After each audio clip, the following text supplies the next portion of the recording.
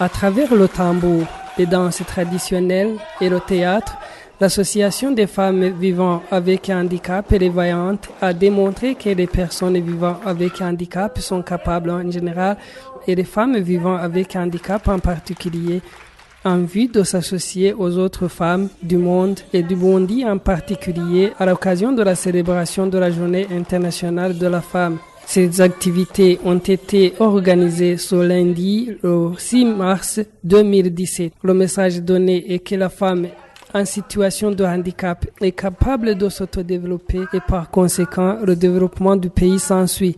Il peut promouvoir les activités génératrices de revenus sans oublier la reproduction. Tous les discours prononcés à cette occasion, à savoir celui de la représentante légale de l'Association des femmes vivant avec un handicap, les voyantes, celui de la représentante légale de l'UPHB et celui de la représentante de l'Office du Haut-Commissariat des Nations Unies aux droits de l'homme. Dans ces cérémonies, se recoupent sur la discrimination de la femme en situation de handicap par les voisins, omettant ce dont elle est capable. D'après la représentante légale de l'Association des femmes vivant avec un handicap, les voyantes, il existe plusieurs obstacles au développement de la femme vivant avec un handicap.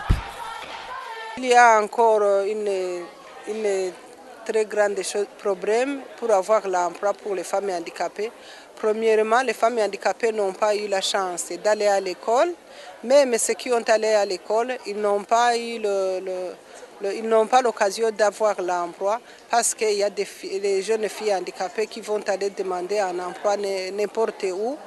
En envoyant avec des béquilles, on pensait que si on va lui donner 100 francs ou 50, que ça suffit.